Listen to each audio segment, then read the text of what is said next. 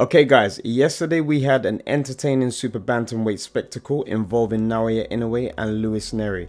The fight ended via a 6-round TKO from Inoue, following moments where knockdowns were achieved by both Nery and Inoue in the first and then the second and fifth rounds respectively. In the third round and fourth rounds, Inoue began to establish a foothold in the fight and set himself apart from Nery in a way that we expected him to do so.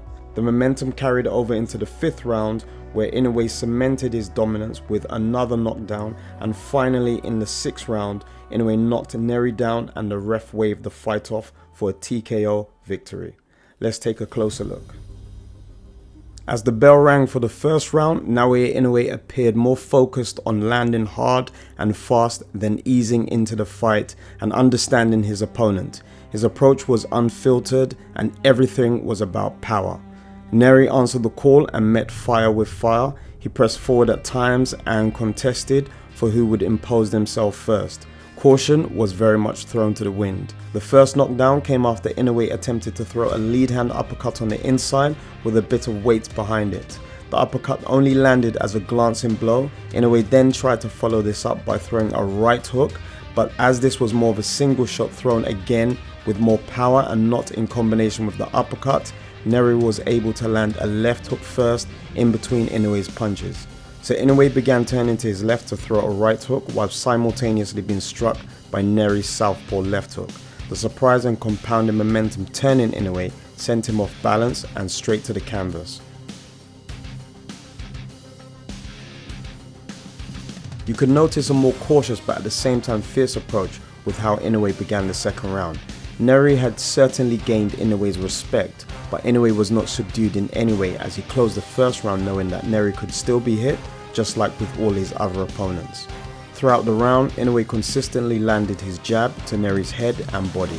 From time to time, he would place the backhand behind the jab with a body shot or would use it as a counter to whatever Nery did in response to his jab.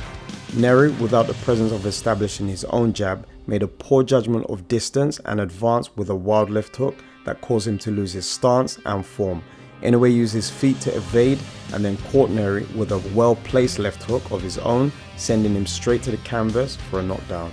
The second round knockdown served as an equalizer to the first. In the third round, Inoue progressed with the same caution but with more calculated aggression. He pressed forward behind the jab and set up more combinations and counterattacks. Inoue definitely looked more poised on boxing to a game plan, where Nery was more of a bystander and observer in this round. Through the great work Inoue did with his lead hand, he was able to set up simple left-right combinations and surprise lead backhand attacks which jolted the head of Nery backward on a few occasions. In the fourth round, we saw Nery trying to take control by applying some aggression, but this was short-lived as Inoue varied his punching and applied defense well to Nery's advances, so blocking and using his feet in response. As the momentum was with Inoue in this round also, he began to show his confidence by showboating and becoming a lot less predictable with his boxing. Started dropping his hands more often, using the lead backhand more frequently, and operating between attack and counter-attack with more fluidity. In the fifth round, Inoue seemed to use more of his speed to assert himself. He landed a few telling shots that made Nery uncomfortable and at times unstable.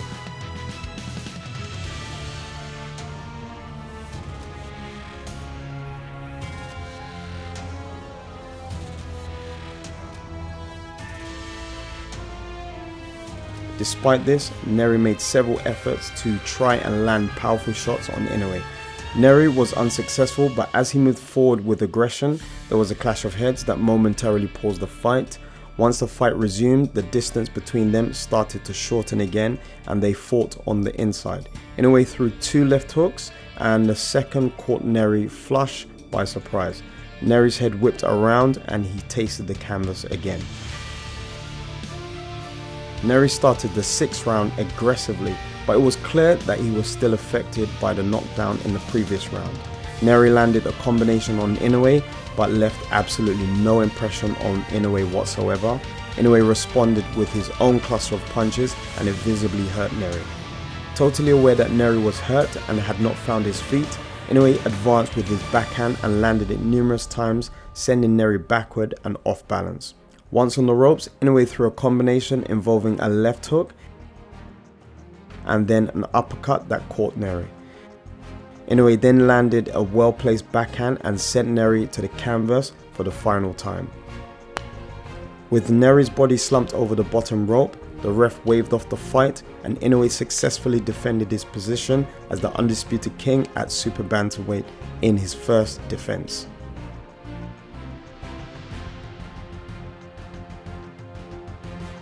Inoue's father and brother were in jubilant spirits as Inoue and his brother had both tasted the canvas in their fights that night. Their expressions were a testament to the fact that Inoue and his brother both overcame a worthy challenge and remained victorious as warriors.